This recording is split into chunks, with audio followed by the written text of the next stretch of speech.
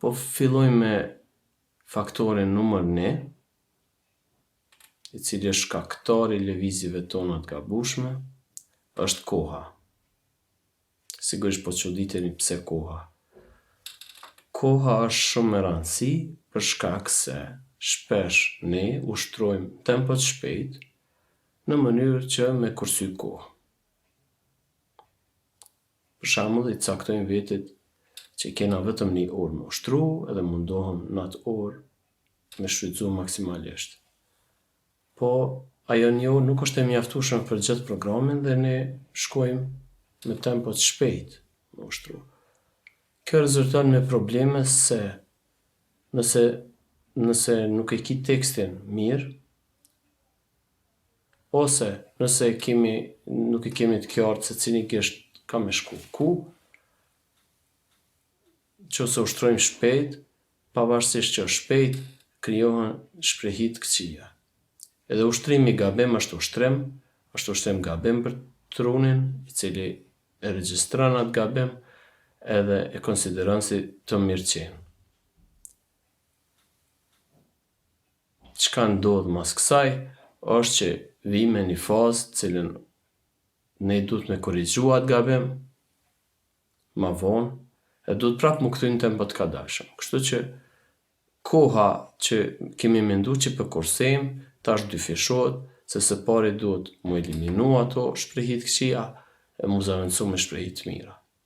Andaj është shumë e rëndësishme kur ushtrojmë gjithmonë e pas në konsiderat kohën, me planifiku kohën, çka don me bo për këtë kohë. E ki 1 orë ose gjysore ose 2 orë me ushtru. Me fokusu në një outcome, një rezultat çka po pret për kësaj kohës. Edhe më kon realist ndaj vetes, me njoft limitimet e personale, edhe vetmja mënyrë mu zhvillu është ajo. Do të thonë kur e njohim veten edhe dim se sa kohë kena me harxhu në këtë vepër ose në këtë pjesë.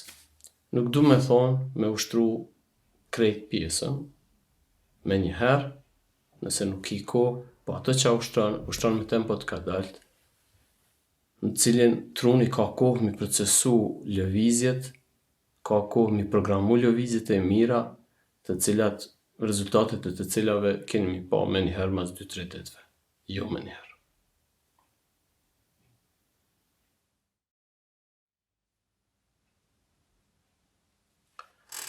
Disa pianistë edhe nuk kanë problem me kohë, e kanë gjithë kohën e botës me ushtru, edhe ndoshta ushtrojnë kadal.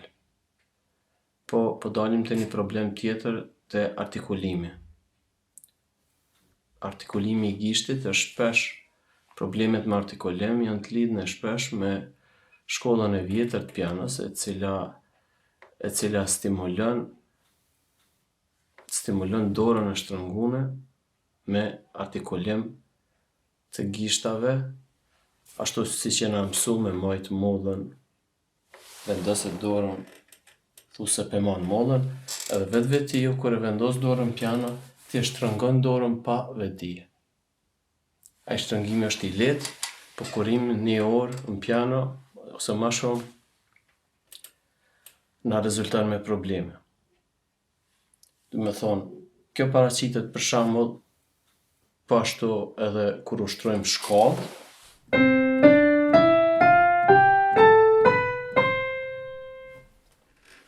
më thonë, këto janë lëvizje të izoluara të gishtit, në cilën trupi është komplet i bllokuar ose locked.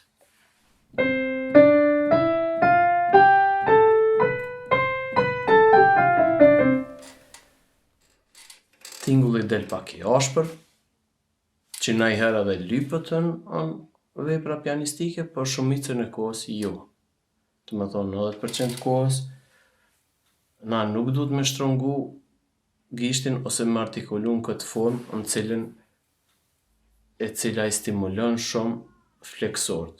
Çka ndodh kur e majmë dorën e shtrëngum, po mënej gishtat e shtrëngum, nyja bllokohet, se vetveti jo mundi me provu, vetëm Momentin kur e bëjmë këtë, është vështirë me livrit nyja.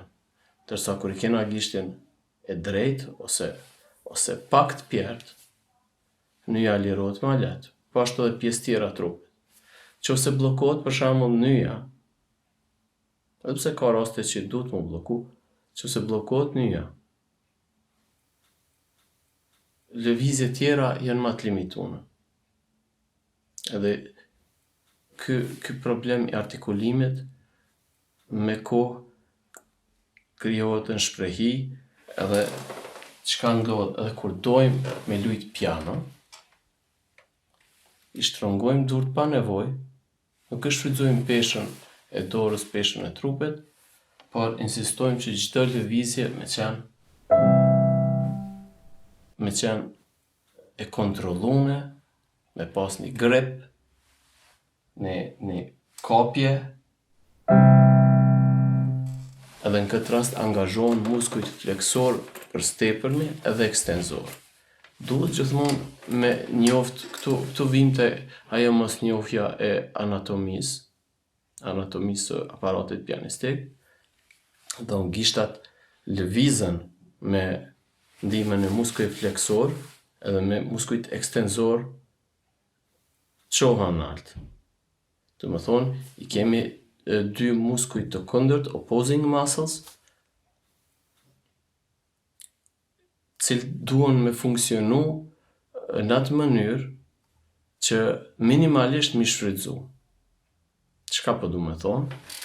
Du me thonë që qose ne mojmë këtë formë dorën, është edhe lujmë,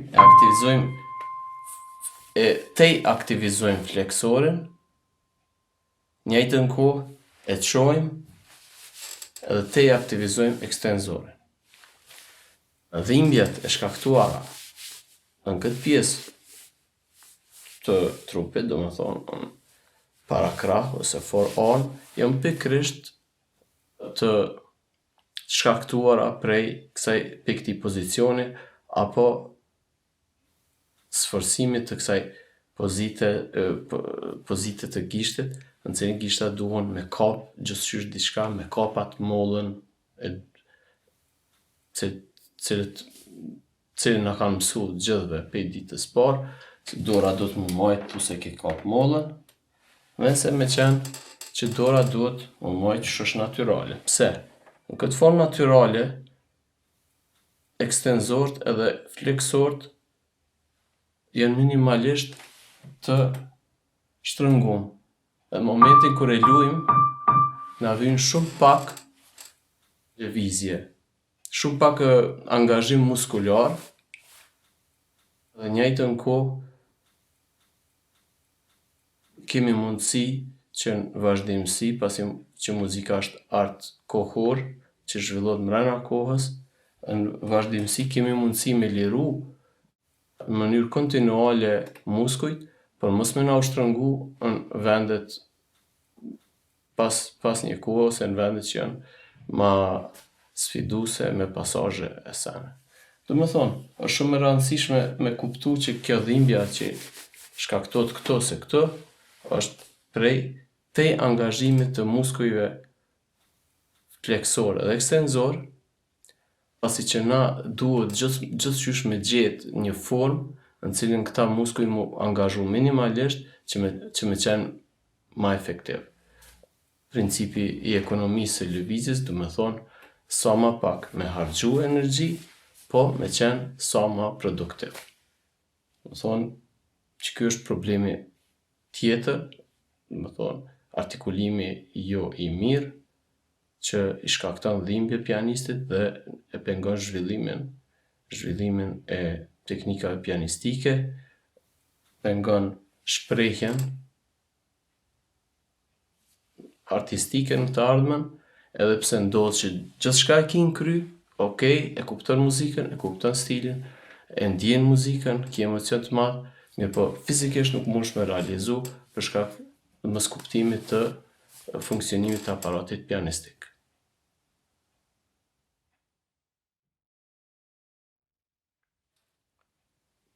Një aspekt tjetër i artikulimit jo të mirë është edhe aspekti i dinamikës. E marrim shembull shkollët, se shpesh student ose pianist e ri, kur i ushtrojnë shkollët, e vetmja gjë që kujdesen është me qitë gishtin në vend, 1, 2, 3, 1, 2, 3, 4, vendosja dhe me thonë e gishtave ku duhet edhe normal sinkronizimi dorës majt mediatën. Por, ata ushtrojnë shkollën jo si muzikë, po ushtrojnë shkollën si një ushtrim për me forcu gishtat. Shkollët definitivisht nuk janë ushtrime për me forcu gishtat, po shkollët janë, që se marrim një analogji të matematikës, shkollët janë si tabela shumëzimit që është për matematikë, edhe shkollët janë për piano. Ato duhen më ushtru me kujdes të veçantë, edhe në artikulim e në dinamikë. Po jepi vetëm një shembull të artikulimit të keq kombinu me dinamikën e keqe në shkollë. Do me thonë, pe marrim shkollën E-dur, hajde.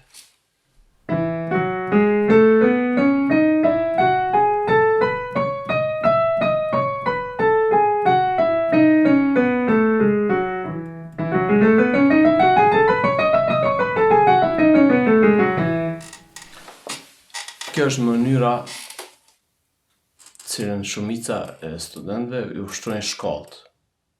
Realitet, çka ish dasht mu bo, është me qenë me vesh aty, mu kujdes mirë çfarë tingulli po del pjesa e shkolle, përveç artikulimit mirë, duhet me pas edhe një dinamik, zakonisht pej pianos poshtë, që shkon mezzo forte ose forte nalt edhe kthimi i tillë.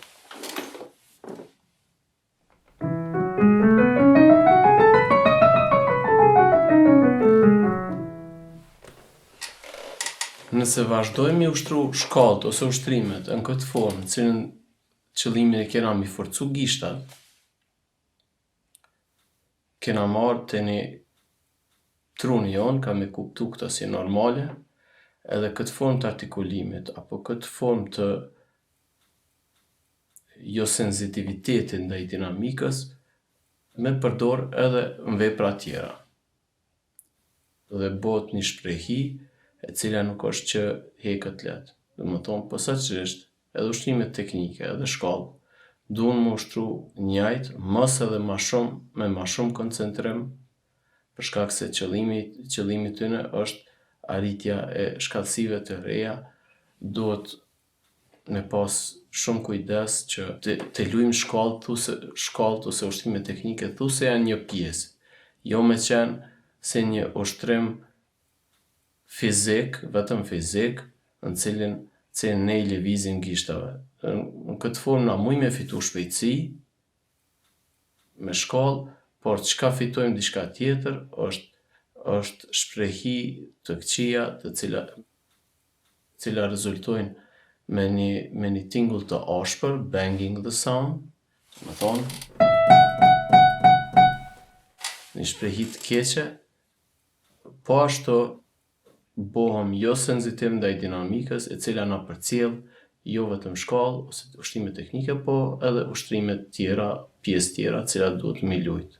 Çka është qëllimi final e një pianisti me lujt një vepër bukur, me dinamik, me korektësi.